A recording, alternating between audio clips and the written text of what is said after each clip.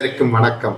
நம்ம இந்த வீடியோல என்ன பார்க்குறோம் அப்படின்னா, வாஸ்து ரீதியில் நம் வீட்டினுடைய தோட்டத்தில் புளிமரம் வைக்கலாமா அப்படின்னு நிறைய நபர்கள் கேட்குறாங்க. அப்படின்னா ஒரு 2-3 தினங்களுக்கு முன்னாடி நான் என்ன செய்திருந்தேன் அப்படின்னா, ஒரு இடத்திற்கு வாஸ்து பழைய வீடு பார்ப்பதற்காக என் வீட்டில இருந்து ஒரு 5-6 கிலோமீட்டர் தூரத்திற்கு போயிருந்தேன். அப்போ அங்கே போகக்கூடிய வேளையில் அங்கே என்னன்னா 2 புளிமரம் நின்றது. அப்ப இந்த புளிமரம் எங்கு நின்றது அப்படின்னு பாத்தீங்கன்னா, ஒன்னு தெற்கு பாகத்திலையும், அதாவது அக்னி பாகமாகவும், ஒன்று வட மேற்கு பாகமாக, அதாவது வாயு பாகமாக நின்றது. இப்ப இந்த 2 இடத்துலயும் பாத்தீங்கன்னா அந்த புளி நன்றாக காய்க்கிறது அப்படி என்று சொன்னாங்க. அப்ப அதுல நிக்கலாமா அப்படின்னு கேட்டாங்க. அதாவது வீட்டுல வரக்கூடிய நபர்கள், சில நபர்கள் என்ன சொல்றாங்க, இதுல நிக்க கூடாது, இது வெட்டிருங்க, அது வீட்டுக்கு தோசும், அது உறங்குற பூமி, அந்த தூங்கக்கூடிய மரம், அதனால நிக்க கூடாது அப்படின்னு நிறைய நபர்கள் சொல்றாங்க. இல்லை நீங்கள் கண்டிப்பாக வரணும் அப்படின்னு கேட்டதான் என்னுடைய விஷயத்தை சொல்லி தான் என்னை கூப்பிட்டுருந்தாங்க.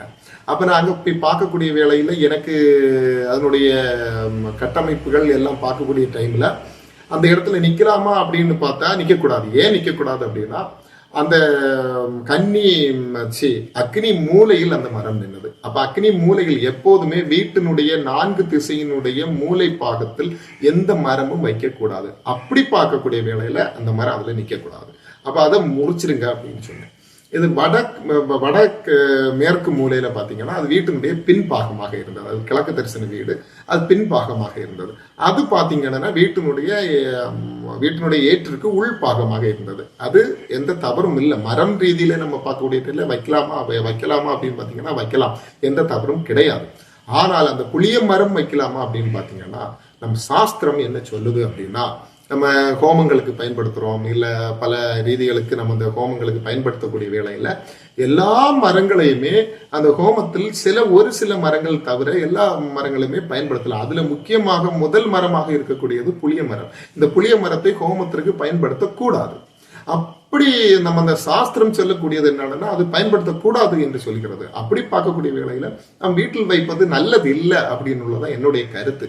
ஏன் நல்லது இல்லை அப்படின்னு பாத்தீங்கன்னா, அந்த புளி என்ன செய்யும் அப்படின்னா, நிறைய வீதியில நம்மளை கெடுதல் செய்கிறது.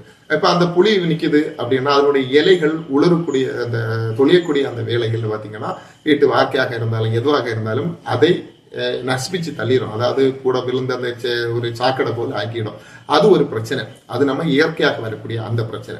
அடுத்த பாத்தீங்க அப்படின்னா அதுல ஒரு மக்கட்டி போல சிறிய பூச்சிகள் உருவாகும். அது ஒரு பிரச்சனை. அடுத்த பாத்தீங்கன்னா அந்த புளி என்ன செய்யும் அப்படின்னா, இரவு நேரத்துல உறங்கும். அந்த இலை என்ன செய்யுதுன்னா மூடிடும். அது நம்ம வீட்டிற்கு தோஷம். எப்போதுமே வீடு கண்விழிக்க வேண்டும் என்பதற்காக சந்தியா வேளையில் காலையிலும் மாலையிலும் சந்தியா வேளையில் நம்ம என்ன செய்யறோம் அப்படின்னா விளக்கேற்றி வைக்கிறோம். அந்த விளக்கேற்றி வைக்கிறது எதுக்குன்னா, வீடு உறங்கக்கூடாது, வெளிச்சமாக இருக்க வேண்டும் என்பதற்காக அதை விளக்கேற்றி வைக்கிறோம். அப்படி நம் பரம்பரையாக நாம் செய்யக்கூடிய அந்த ஒரு பரம்பரையில் வளரக்கூடிய நம்ம வீட்டு தோட்டத்தில், அதாவது வீட்டினுடைய அடிப்படையாக கொண்ட அந்த தோட்டத்தில் புளிய மரம் வைக்காமல் இருப்பது மிகவும் மிகவும் சிறந்தது. அது ஏனென்றால் லட்சுமியினுடைய எதிர்வினையை தாக்கும். அதோட ஏன் எதிர்வினையை தாக்குது அப்படின்னா, அந்த புளி சுவை உள்ள மரங்கள் எப்போதுமே உடம்புக்கும் நல்லதல்ல.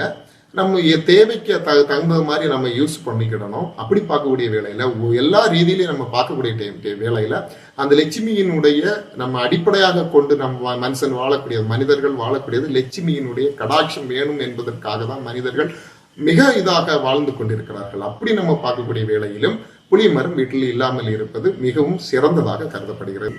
நன்றி, வணக்கம்.